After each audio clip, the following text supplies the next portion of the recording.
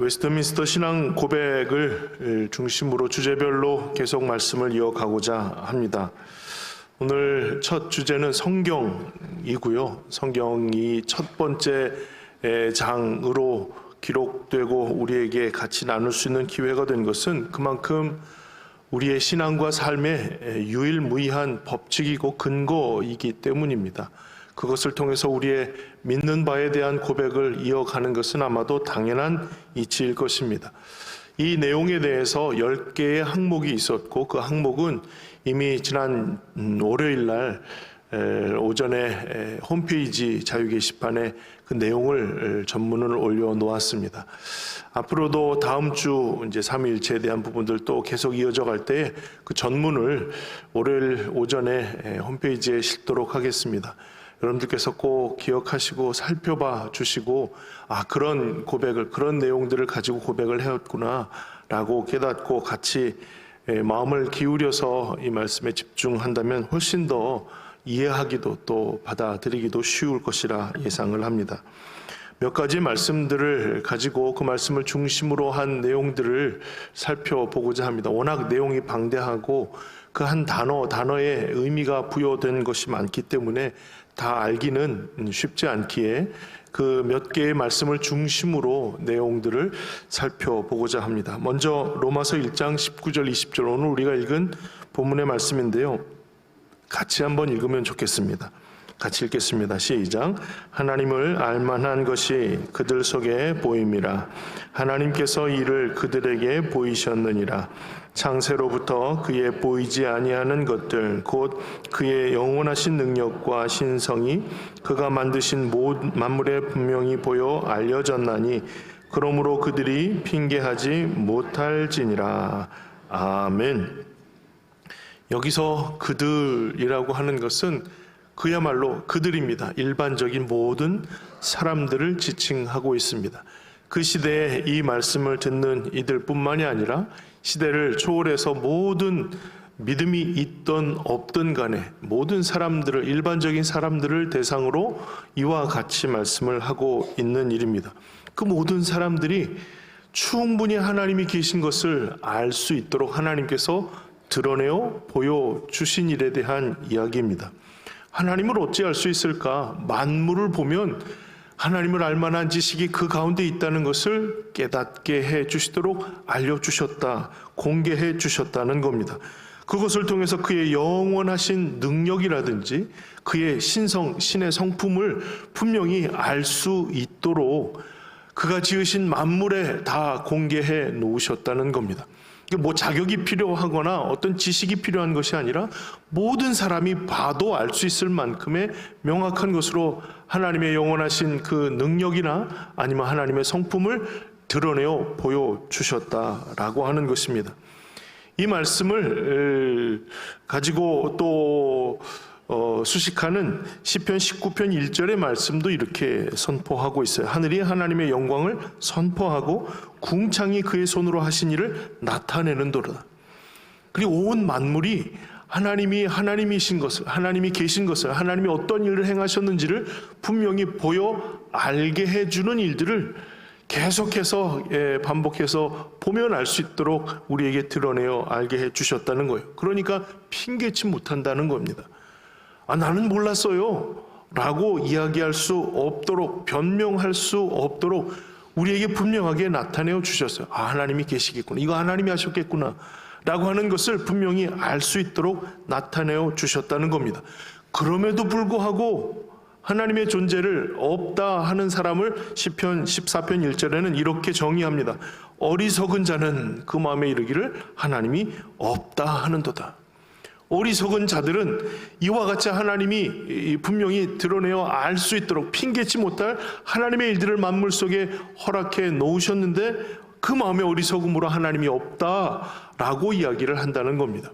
그러니까 하나님이 드러내어 보여주신 일들은 비록 하나님의 존재를 우리가 눈으로 볼 수는 없습니다. 그래서 히브리서 11장 3절에 믿음으로 모든 세계가 하나님의 말씀으로 지어진 줄을 우리가 아나니 보이는 것은 나타난 것으로 말미암아 된 것이 아니니라고 하였어요. 이 말씀은 보이지 않는 하나님이 계신 것을 어떻게 할 수 있는가, 나타내진 것, 드러나서 우리가 볼 수 있는 것을 통해서 하나님이 계시는 것, 하나님의 성품과 그 능력이 어떠한지를 우리로 하여금 알 수 있게 해주셨다는 겁니다. 그것을 물론 수용하는 최종적인 우리 안의 필터는 믿음이라고 할 수가 있습니다. 그런데요, 이와 같이 모든 사람들에게 공개하셔서 모든 사람들이 알만한 것으로 나타내어 주신 것을 신학적인 용어로 일반 계시라고 합니다. 계시는 하나님의 존재를, 하나님의 하신 일들을 드러내어 알게 해 주시는 것, 이것을 계시라고 말하는데요, 일반 계시는 그야말로 일반적인 모든 사람들에게 만물을 통해서 알 수 있는 내용도 만물을 통해 알려주시는 일반적인 하나님의 존재의 증명을 그 일반적인 상황을 통해서 나타내 주셨기 때문에 그것을 일컬어 일반 계시라고 이야기를 합니다. 그러니까 일반 계시가 있으면 특별한 계시도 있겠죠. 모든 사람들에게 전체 공개를 해서 다 알려주시는 것이 있다면 알만한 사람들에게 알려주시는 하나님의 특별한 계시가 있을 겁니다. 그 내용도 특별합니다. 왜냐하면 만물을 통해서 알 수 있는 것은 하나님이 계시겠구나, 그 능력이 참 위대하구나 정도이죠. 그러나 하나님이 어떤 뜻을 가지고 계신지, 어떤 계획을 가지고 어떤 구원의 일들을 우리에게 적용시키셨는지, 그 상황까지는 만물을 통해서 알 수가 없는 일이에요. 그래서 조금 더 구체적이고 특별한 일들로 하나님의 뜻을 드러내시고 하나님의 행하신 일들과 하나님이 완성하신 구원의 놀라운 일들을 말씀해 주시는 것을 특별 계시라고 합니다.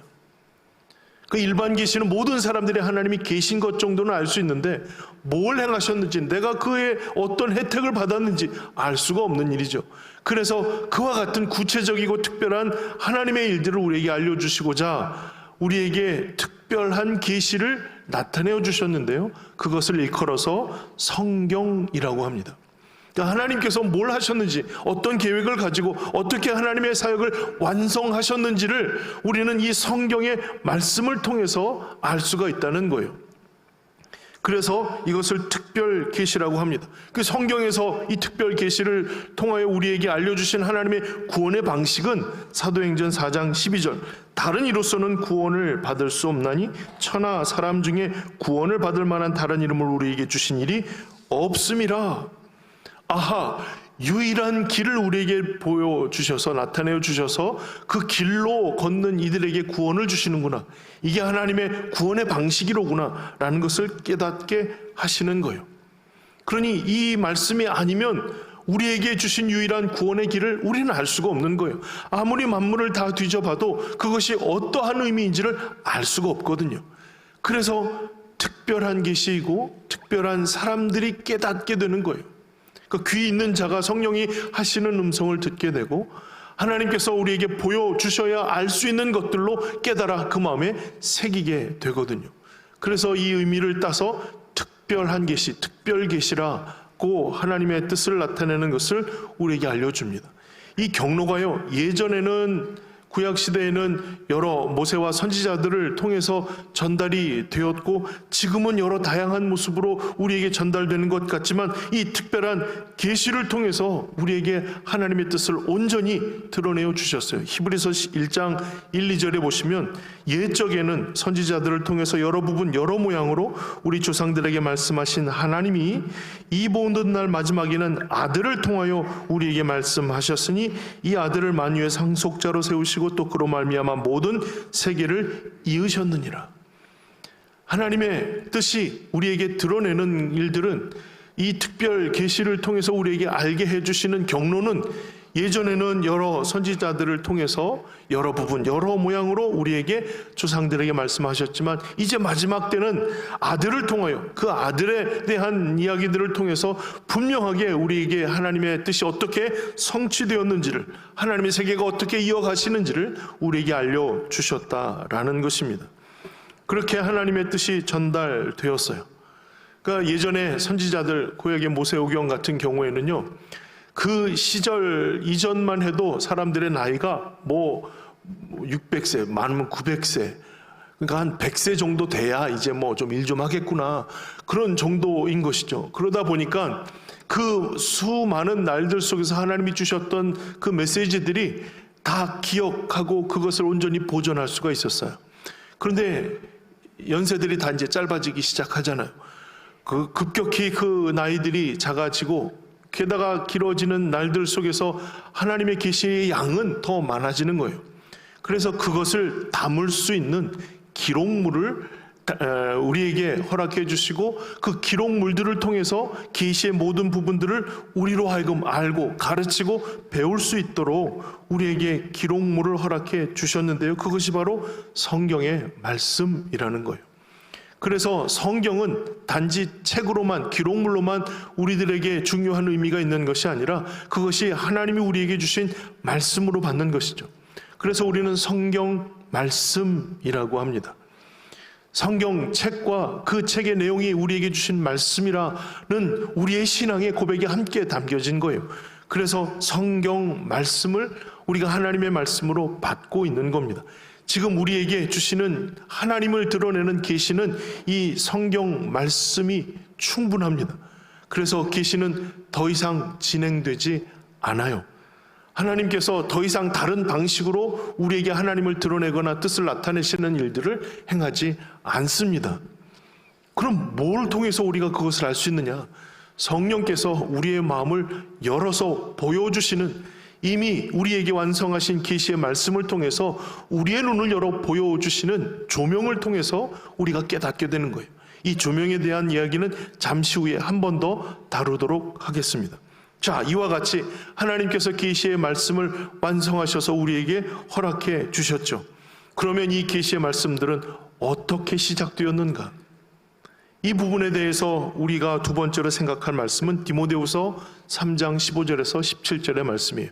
우리 한번 또 같이 읽어보도록 하겠습니다. 시작.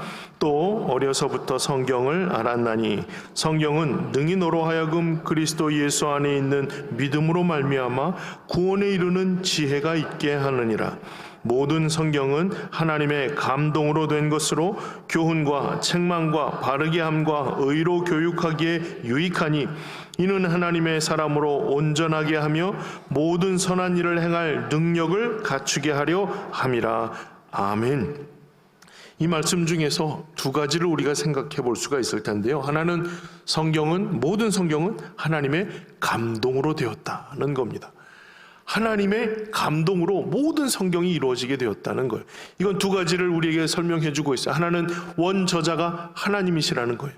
하나님이 저자들을 감동시키셔서 그 저자들로 하여금 하나님의 뜻이 온전히 전달될 수 있도록 기록하게 하셨다는 것이 첫 번째 의미라면, 두 번째 하나님이 감동하셨다라고 하는 것은 각 시대에 각 사람들을 통해서 성경을 기록하게 하셨다는 거예요. 하나님이 기록자들에게 기록하도록 시키셨다는 거예요.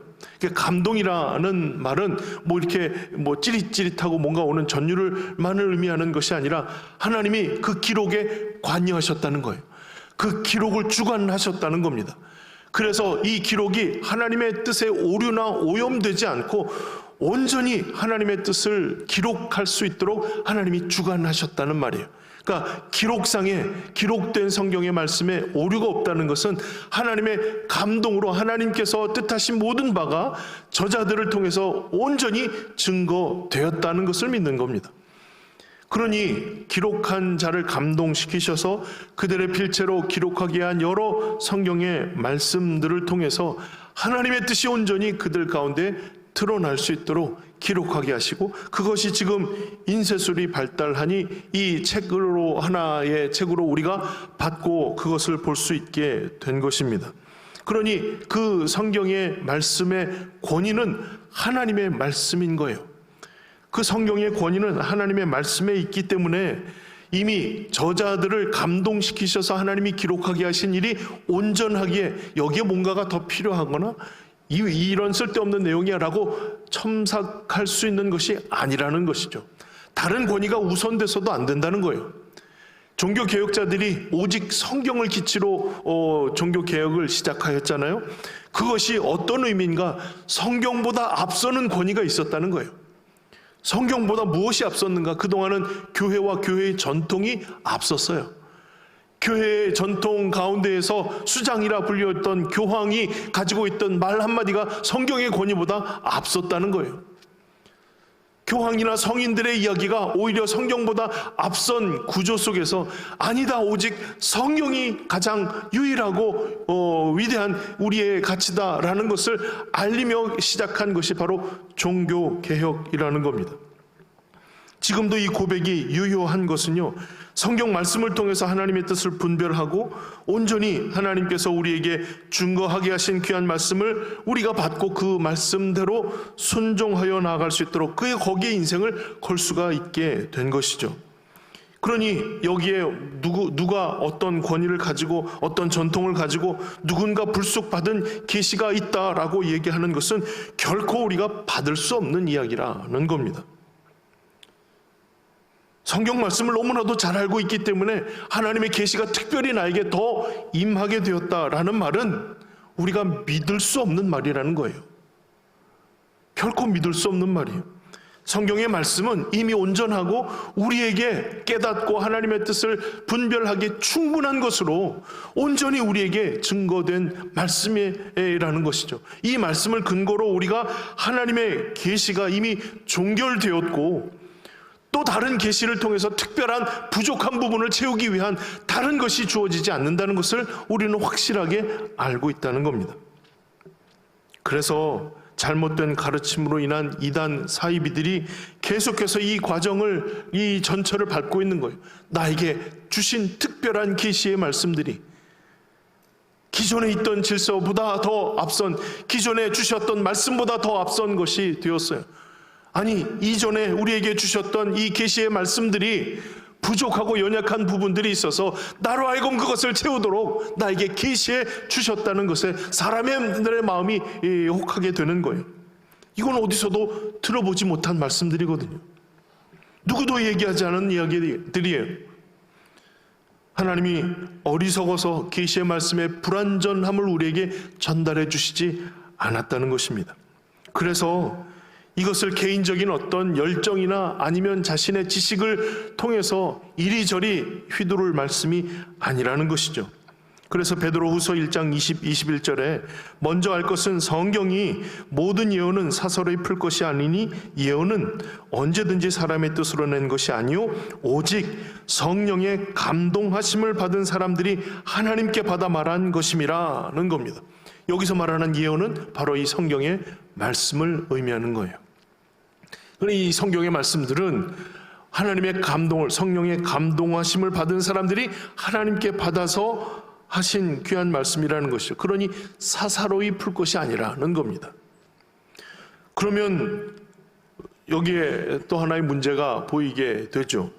사사로이 풀어서도 안 되고 나의 교만함이나 무지함으로 잘못 전달해서도 안 된다면 말이죠. 그러면 굳이 모든 사람들에게 이 말씀을 공개할 의미가 있는가라는 겁니다. 그렇지 않다면 조금 어려운 본문을 가지고 알 수 있는 사람들이 그것을 전달하도록 통로를 좀 좁히면 되지 않겠는가라는 거예요. 사사로이 풀면 안 된다고 했으니까 말이죠. 여러분 생각해 보세요. 지금 헬라어 히브리어를 여러분들이 보셔야 한다고 생각해 보세요. 벌써부터 머리가 아프잖아요. 영어 하는 것도 힘들어 죽겠는데 지금 헬라어, 히브리어, 라틴어 뭐 이런 것까지 해야 됩니까? 도저히 알 수 없는 일이에요. 그럼 설교하는 사람이 하면 되죠? 저는 뭐 여러분들과 다를 줄 알아요? 머리가 아파요, 머리가 아파요. 도저히 알 수 없는 언어들이에요.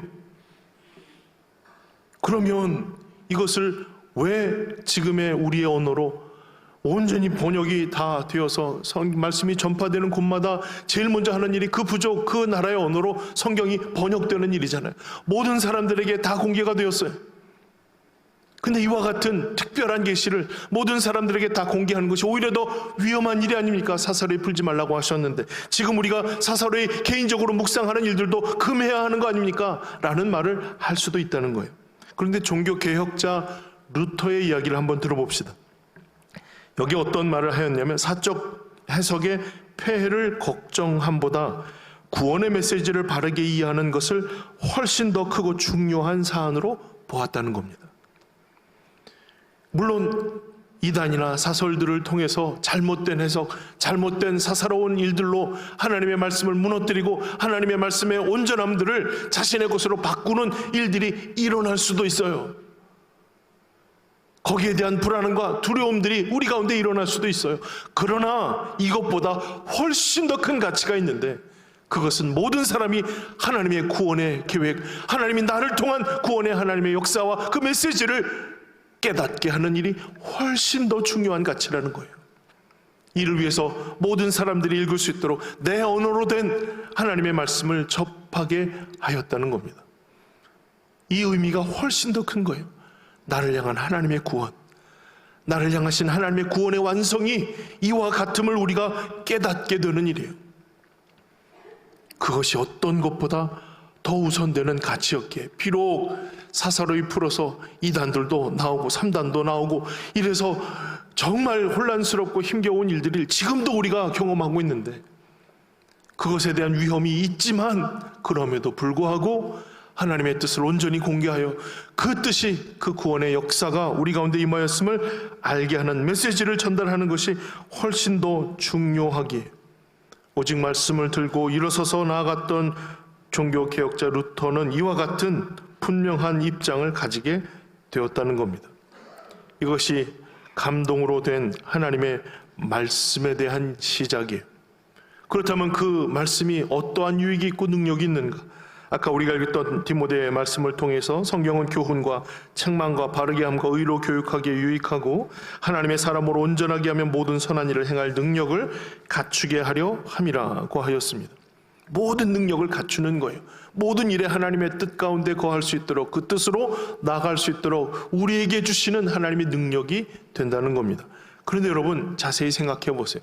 성경이 모든 일에 대해서 해답을 우리에게 주고 있던가요? 우리의 모든 세세한 세밀한 결정, 또 세밀한 길에 대해서 하나님께서 우리에게 말씀하시는 그 구절을 찾으실 수 있던가요? 그러기가 참 어렵습니다. 성경에서 이야기하고 있는 부분들이 때로는 우리의 삶의 모든 것을 다 담고 있지 않다는 생각을 하게 되는 거예요. 제가 고등학교 때 이런 토론을, 고등부 때 이런 토론을 한 적이 있습니다. 성경에서 담배를 피워야 되는가에 대한 이야기를 하는 거예요. 아마도 흡연자 누군가가 성경 안에 그런 구절이 있는지 없는지를 찾아보고 없으면 하고 싶은 그런 마음에서 시작된 토론일 수도 있었을 것 같습니다. 성경에 흡연하지 말라는 이야기가 없어요. 술 취하지 말라는 있는데 취하지 않을 정도만 하면 되는 거 아닌가? 라는 그런 희망적인 생각들이 그 마음을 막 사로잡을 그때였어요. 마약은 어떡할까요? 거기에 대해서 얘기하는 구절이 없어요. 성적인 여러 접촉들이나 어떤 그런 부분들에 대해서는 우리는 어떻게 해야 할까요? 성경이 그것에 대해서 구체적으로 우리에게 이르지 않아요. 우리 아이가 어떤 대학을 가야 되는데, 어떤 삶을 시작해야 되는데, 여기에 대해서 성경이 어느 대학을 가라 라고 말하고 있지 않다는 거예요.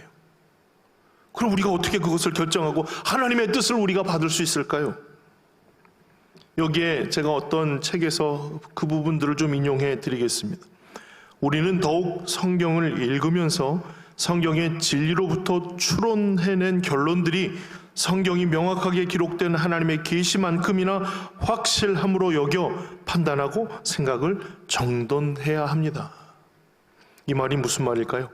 우리는 계속해서 성경을 읽어가면서 비록 성경이 우리의 구체적인 삶을 지시하는 부분들은 없지만, 그와 같은 일들이 띄엄띄엄 있는 것처럼 보이지만, 성경의 진리로부터 추론해낸 결론들, 하나님이 이것을 기뻐하시겠구나, 하나님이 이것을 원하시겠구나, 추론할 수 있는 성경의 진리로부터 추론해낸 결론들이 성경에서 명확하게 기록한 계시만큼이나 확실한 것으로 받게 된다는 겁니다. 그래서 그것으로 판단하고 정돈해야 한다는 거예요. 그만큼 하나님의 뜻에 익숙한 모습으로 성경 읽기를 계속 이어가야 한다는 것입니다. 전혀 하나님에 대해서, 하나님의 뜻에 대해서 알지 못하는 사람이 그냥 내 마음이 이끄는 대로 이거 하나님, 내가 원하면 하나님도 원하시는 거야 라고 잘못된 적용을 하지 않도록 더욱 성경을 읽으면서 성경의 진리로부터 추론해낼 수 있는 결론들을 가지고 내 삶의 분명한 입장을 결정하고 정리하고 정돈할 수 있어야 한다는 것입니다. 그 성경을 읽는 사람들에게 주시는 기회라고 할 수 있습니다. 하나님의 뜻이 보이는 거예요. 하나님의 뜻을 판단할 수 있도록 하나님의 말씀에 익숙한 사람들에게 주시는 은혜라고 할 수가 있습니다. 여기에 모범되는 사례가 사도행전 17장 11절의 베레아 사람들이에요. 베레아에 있는 사람들은 데살로니가에 있는 사람들보다 더 너그러워서 간절한 마음으로 말씀을 받고 이것이 그러한가 하여 날마다 성경을 상고하였다는 겁니다. 두 가지가 우리에게 주시는 중요한 도전이에요. 하나는 간절한 마음으로 말씀을 받는 거예요. 우리가 그 말씀을 받을 때의 마음 자체가 간절함이라는 겁니다. 이게 아니면 죽을 것 같은 마음의 고백을 가지고 그 말씀을 받는 일이에요. 또 한 가지, 이것이 그러한가 하고 성경을 상고하는 겁니다. 과연 이게 하나님의 뜻에 맞는가? 그 시대에도 물론 하나님의 뜻에 대해서 우리의 일일한 그 세세한 상황들을 가지고 고민이 많았을 거 아닙니까? 하나님, 이 접시를 오른쪽으로 돌려서 닦아야 됩니까? 왼쪽으로 돌려서 닦아야 됩니까? 하나님의 뜻이 어디에 있습니까? 뭐 이런 거 고민이 있었지 않겠어요? 과연 하나님이 원하시는 방향은 어디인가? 진리의 말씀들을 통하여 추론해서 하나님이 기뻐하실 수 있는, 나에게 익숙한, 또 내가 잘할 수 있는 하나님의 뜻에 대한 분명한 확신을 가지고 이게 그러한가? 날마다 성경을 더욱 상고하는 일들이 일어났다는 것이죠. 그래서 성경을 읽는 일들은 우리에게는 필수적인 일이에요. 누군가 더 탁월한, 누군가 더 신앙이 열심히 많은 사람들의 일이 아니라 모든 성도들이 하나님의 말씀을 읽는 것과 그 말씀을 대하는 일들을 계속 이어가야 할 마땅한 책임이 우리에게 있다는 겁니다. 그 고백을 하고 있는 것이 성경에 선포된 말씀에 서로 충돌하는 다른 의미의 말씀이 없어요. 그러니 우리가 혹 이 말씀을 읽고 이게 무엇을 의미하지 잘 모른다면 성경의 말씀을 읽다 보면 반드시 하나님께서 우리에게 뜻하신 하나님의 말씀에 조금은 더 구체적인 말씀을 받을 수가 있어요. 왜냐하면 원저자가 하나님이시니까 서로의 말씀들을 통해서 그것을 충분히 이해할 수 있는 하나님의 뜻이 여기저기 각 사람들을 통하여 감동하신 결과로 우리에게 나타내어 주시는 거예요. 그러니 성경의 말씀들이 서로 상충되는 부분들이 없어요. 그 뜻을 적용함에 있어서 하나님의 뜻이 너무나도 명확하고 분명하기에 그 분명한 하나님의 뜻을 가지고 이것이다 저것이다 고민하지 않을 하나님의 분명한 뜻이 우리에게 선포된다는 사실입니다. 그래서 정말로 그러한가를 가지고 성경을 상고하는 일을 반복하는 것이 성경 말씀대로 살아가고자 하는 이들에게 좋은 태도라 권할 수 있는 것입니다. 사랑하는 성도 여러분, 그러니 이 주신 하나님의 특별한 계시의 말씀인 성경을 우리는 늘 가까이 하는 것, 자주 들여다보는 것, 그 말씀에 익숙해지는 일들을 위해 연구하는 것, 이거는요 우리에게 너무나도 간절한 마음이 되어야 하고 그 말씀을 받는 일에 우선해야 할 이유가 되는 거예요. 아무쪼록 2024년 한 해 동안 성경의 말씀이 우리에게 조금은 더 가깝고 친숙한 일이 되기를 주님의 이름으로 축원합니다. 그리고 아까 말했던 영감과 조명에 대한 부분이요, 영감은 하나님이 기록자들을 통해서 감동하셨다는 그 말씀에 해당되는 일입니다. 그것을 바로 영감이라고 합니다. 영감, 왜 불러? 뒷곁에 심어놓은 뭐 이런 영감이 아니라 영감은 그야말로 하나님의 임재와 하나님의 작용하시는 일이에요. 그래서 기록한 자의 모든 성품과 습관과 모든 지식과 그의 모든 환경들을 다 동원하셔서 유기적으로 그들에게 작용하신 거예요. 내 이야기가 아니라 하나님의 이야기를 오롯이 온전히 증거할 수 있도록 하나님께서 영감을 주셨어요. 영감하셨어요. 그러면 기록한 자들에게는 문제가 없다면 읽는 사람들에게는 문제가 있을 수도 있잖아요. 그러니까 기록한 사람들은 책임 있게 최선을 다해서 하나님의 뜻을 온전히 기록하였는데 그것을 읽는 사람들이 다르게 받을 수 있잖아요. 원래 사람들은요, 내가 보고 싶은 것만 보이고 내가 하고 싶은 것만 보이게 되어 있어요. 하나님이 이렇게 말씀하셨잖아 라고 하는 것이 내가 원하는 것의 결론일 때가 많거든요. 그런데요, 성경을 꾸준히 읽다 보면 하나님께서 우리에게 딱 보여주시는 말씀들이 생겨요. 여러분, 그런 때 없으세요? 그냥 말씀을 읽다가 보면 언제 이런 말씀들이 있었네? 라고 새롭게 다가오는 말씀이 있고, 내가 정말 복잡하고 힘겨운 상황 속에서 정말 조명이 딱 비추어지듯이 하나님께서 우리에게 주시는 정말 나에게 필요하고 해당되는 말씀들이 보여지는 일들을 경험하신 적이 없으신가요? 그것을 성령의 조명이라고 합니다. 불빛을 비추어 알게 해주시는 거예요. 계시는 다 끝났지만 성령께서 비추어 알게 해주심으로 나에게 주시는 하나님의 뜻이 결코 빈 구석이 없다는 것을 이 말씀을 읽는 내내 우리로 하여금 깨닫게 해주시는 거예요. 그러니 읽는 자에게도 성령의 조명하심으로 깨달을 수 있도록 기도하며 말씀을 대하는 일들이 필요한 준비 과정입니다. 성령님, 오늘도 내 눈을 밝히셔서 내 영을 밝히셔서 이 말씀이 나에게 주시는 음성으로 다가오게 하시고 그 말씀을 깨닫고 분명한 삶을 결단할 수 있도록 은혜를 주십시오. 기도하며 이 말씀을 받아야 한다는 것입니다. 그러니 영감을 통해서 주신 하나님의 말씀을 조명을 통해서 깨달아 받을 수 있는 말씀이 되었으니까요. 성령은 이 말씀을 기록한 기록자와 말씀을 읽고 대하는 모든 영혼들에게 작용하셔서 그 영혼이 하나님의 뜻에 오롯이 그 뜻을 온전히 받고 깨달을 수 있도록 작용하시는 분이십니다. 지금도 그 일을 행하시고 있는 거예요. 그러니 성령의 놀라우신 은혜로 말미암아 내게 딱 알맞은 말씀들을 주시고 적절한 은혜로 인도해 주시는 주님의 말씀으로 우리는 오늘도 하나님의 뜻 가운데 거할 수 있게 되는 것입니다. 자, 일이 근데 순조롭지는 않을 겁니다. 왜냐하면 도전과 응전이 계속되는 싸움이 우리의 삶의 자리에 끊임없이 일어나기 때문이죠. 창세기 3장 1절을 우리 같이 한번 읽어보겠습니다. 시작. 그런데 뱀은 여호와 하나님이 지으신 들짐승 중에 가장 간교하니라. 뱀이 여자에게 물어 이르되 하나님이 참으로 너희에게 동산 모든 나무의 열매를 먹지 말라 하시더냐. 이것이 사단이 지금까지 도전하는 방식이에요. 하나님이 참으로 정말로 그렇게 말씀하셨어? 네가 제대로 들은 거 맞아? 하나님의 뜻이 정말로 그래? 다시 한번 재차 3차 묻는 거예요. 그럼 여기에 대한 대답은 한 가지고 분명합니다. 응, 그렇게 말씀하셨어. 이 말이 분명한 대답이고 이 말이 유일한 대답일 텐데요, 그렇지 않을까라는 거예요. 자기의 들음에 확신이 없어요. 하나님이 조명해 주심에 대한 자기 스스로를 신뢰하지 못하는 거예요. 하나님이 보여주신 일들에 대해서 확신할 수 없는 거예요. 그러면 바로 공격이 들어오는 거예요. 아니야, 하나님 그 뜻이 아니야. 결코 죽지 않아. 그 눈이 밝아져서 하나님과 같이 되기 때문이야.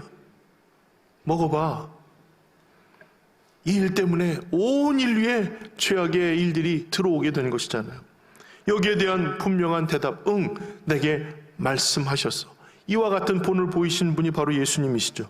시험 중에 마태복음 4장 4절, 7절, 10절에 기록되었으되 이미 주신 말씀을 근거로 하여 이렇게 말씀하셨느니라 라고 선언하는 일들이 사단으로 하여금 더 이상 재차 3차 공격할 수 없도록 입을 다물게 하는 일입니다. 기록되었으되, 기록되었으되, 또 기록되었으되. 사랑하는 성도 여러분, 하나님 우리를 사랑하시고 하나님이 구원하실 사랑하는 주님의 백성들을 위한 하나님의 길을 내어주셨어요. 그래서 그 길을 걸어갈 수 있도록 약속의 말씀들을 우리에게 허락해 주셨습니다. 그 말씀을 읽고 듣고 기억하는 모든 이들에게 하늘의 길을 열어나갈 수 있도록 지금도 하나님 우리의 길에 눈을 여시고 마음을 여시고 그 귀한 은혜의 걸음을 걸을 수 있도록 인도해 주십니다. 그 길에 서기를 사모하는 주님의 성도들 되시기를 주의 이름으로 축원합니다. 말씀을 듣고 읽고 기억하는 일에 조금을 더 마음을 내어 주시기를 부탁합니다. 그 뜻대로 삶을 살 수 있기를 위해 분명히 믿음의 근거를 말씀 안에서 찾으시고 그것을 고백하며 살아갈 수 있기를 바랍니다. 그것이 시편 1편에는 복된 사람이라, 그 말씀을 주야로 묵상한다, 그 사람은 시냇가에 심은 나무처럼 그 믿음의 뿌리가 깊게 내려지고 주님의 뜻대로 살아갈 길을 찾게 된다는 겁니다. 조금 시간이 더 있으면 이 찬양을 같이 하고 싶었어요. 그런데 1부 때도 못하고 2부 때도 못하고 3부 때도 못할 것 같습니다. 가사만 읽어드릴게요. 너는 시냇가에 심은 나무라. 하나님의 사랑 안에 믿음 뿌리 내리고 주의 뜻대로 항상 사세요. 주의 시절을 좇아 구원 열매 맺으면 주의 영화로운 빛이 너를 보호하리니 주의 뜻대로 항상 살리라. 아멘. 귀한 은혜의 걸음 말씀 안에서 주시는 하나님의 뜻을 의지하며 믿음 안에 승리하시기를 주의 이름으로 축원합니다.